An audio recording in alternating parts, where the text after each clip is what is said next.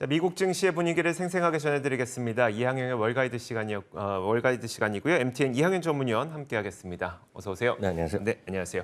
자, 결국은 이제 상승세를 이어갔어요. 어떤 일이 있었을까요? 네, 이틀 동안 주가가 많이 올랐습니다. 네. 나스닥 같은 경우 이틀 동안 거의 9%가 올라가면서 그 역사적으로 가장 많이 올라간 그런 2주간 정도 하락이 되겠습니다. 역사적으로 한 2년 만에 최대 수준으로 올라간 건 분명하겠고요.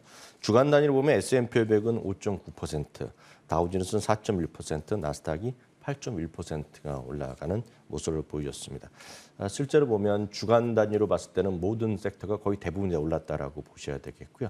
지난 금요일 하루만 보면 에너지나 기술주, 임의소비재 등 6개 섹터가 올라갔고요. 헬스케어나 유틸리티는 그동안 오히려 좀 어려울 때 좀 그동안 선방했던 주식들은 좀 쉬어가는 그런 모습을 보여준 것이 지난 주말까지의 흐름이 되겠습니다. 특징적인 섹터가 있다 그러면 전전주만 하더라도 주가 또 하락폭을 계속 주도했던 기술주라든가요. 소위 커뮤니케이션 서비스 섹터가 지난주에는 혹시 또 급반등하는 모습. 역시 물가지수가 발표된 이후에 급반등하는 모습을 네네. 보여줬기 때문에 전형적으로 일주일 전전주와는 완전히 다른 모습이었고요. 지난주 내내 그리고 어제 오늘까지 해서 우리나라 뉴스에서 가장 많이 얘기하는 것이 결국 암호화폐 거래소에 대한 이슈 아닙니까? 그렇죠. 그러다 보니 지난주에 비트코인이라든가 에thereum 같은 경우가 무려 주간 단위 20일에서 24%까지 떨어졌기 때문에 그거 갖고 계시면 상당히 당황스러울 것 같습니다. 한편 지난 금요일 날은 미국은 베테랑 데이라서 채권 시장은 휴장했다라고 네. 아시면 되겠고요. 미국 달러는 8월 이후 최저 수준까지 떨어졌습니다.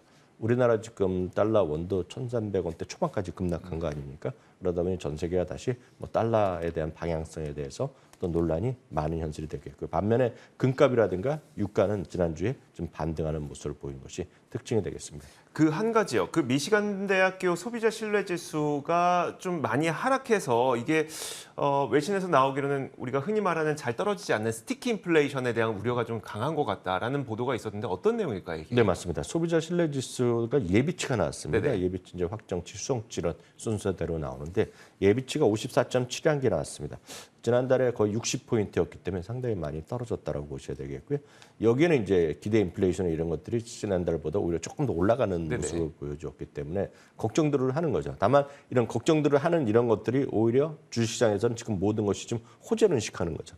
고용시장도 좀 줄어들기 원하는 것이 되겠고 이런 것들도 사람들의 심리가 좀 떨어져야지 뭔가 이제 인플레이션도 압박이 더 심한 거 아니에요. 그거에 대한 사람들의 소비가 좀 진정되길 원하는 그렇죠. 거거든요. 이런 것들이 분명히 좋지 않은 신호죠. 우리가 교과서적으로 보면. 그렇지만 사람들의 투자자의 입장에서 보면 뭔가 좀 어려운 것이 오히려 호재로 인식하는 약간은 이율 배반적인 시장에 대한 판단과 해석이 여전히 이어지고 있다라고 보시면 되겠습니다. 네, 알겠습니다. 자, 종목별로 한번 보도록 하겠습니다. 종목별로 뭐 시장 전체적으로 많이 올랐다곤 하지만 그 가운데서도 특별히 호재가 있었던 종목들이 있더라고요. 네, 맞습니다. 지난주에는 역시 가장 큰 건지 물가지수에 대한 생각보다 좀 낮게 나온 것이 가장 시장의 견인차 역할을 했다고 보셔야 되겠고요. 지난주 내내 이슈가 됐던 것이 결국은 물론 중정부에서 부인됐었고 어찌 됐지만 중국에서 소위 제로 코로나 정책에 대한 변화 가능성. 뚜렷하게 아직 확실하게 나온 것 중에 하나는 우리 삶에도 영향을 미치는 것이 외국 사람들이 지금 중국에 갔을 때요. 네네. 7일 동안 쿼런틴을 아직도 하고 있는데요. 그걸 지금 이틀을 줄여갖고 5일 만에 5일로 줄인 거예요. 이러면서 결국은 중국의 코로나 정책이 완화될 수 있다는 어떤 것들을 보여주기 시작했다는 거죠. 이러다 보니 윌 리조트를 비롯한 소위 마카오 지역의 이런 카지노 이런 것들이 대부분이 급등하는 모습을 보여줬고 윌 리조트는 대표적인 주식지 하나였다고 보셔야 되겠고요. 또 하나는 역시 달러의 하락도 영향을 있겠지만 중국 사람들 소비의 가장 큰 것 중에 하나가 결국 중국 사람들 외국에 많이 나가야 되는데요. 거기 보면 결국 에스테로드 같은 대표 화장품 라인이 일단은 흐름이 타겠죠. 그래서 에스테로드는 올해 주가 엄청 떨어졌거든요. 그러니까 에스테로드가 좀 반등을 시도하고 있다라고 보셔야 되겠습니다. 한편 아마존 같은 경우에도 역시 주가가 좀 반등했습니다. 그 전날 한 12.3% 올라갔고요. 또 그 다음 날도 금요일 날도 4.3% 올라갔습니다. 역시 이것도 월스트리트저널에서 뭐 단독 보도 나온 기사가 영향이 있었다고 보셔야 되겠고요. 그래서 알렉사 사업 같은 약간 돈을 못 벌거나 적자 대한 사업 부분을 적극적으로 구조조정할 것이라는 것이 월스트리트저널의 단독 기사가 나왔는데요. 이것에 대해서 모건 스탠리나 뱅크 오브 아메리카 등에서 긍정적인 평가를 한 것 자체가 일단은 아마존의 주가의 상승 요인이었다고 보셔야 되겠고요. 지난주에 드디어 이제 넷플릭스가 광고 기반한 결국 구독 서비스를 런칭한 했는데요. JP모건에서는 광고 기반한 이런 서비스의 초기 성과가 좋다. 네. 뭐 이런 것들을 좀 평가를 내렸습니다. 물론 서두른 감은 있죠. 그렇지만 어떤 긍정점 평가하면서 5% 이상 올라가는 모습을 보여줬고요.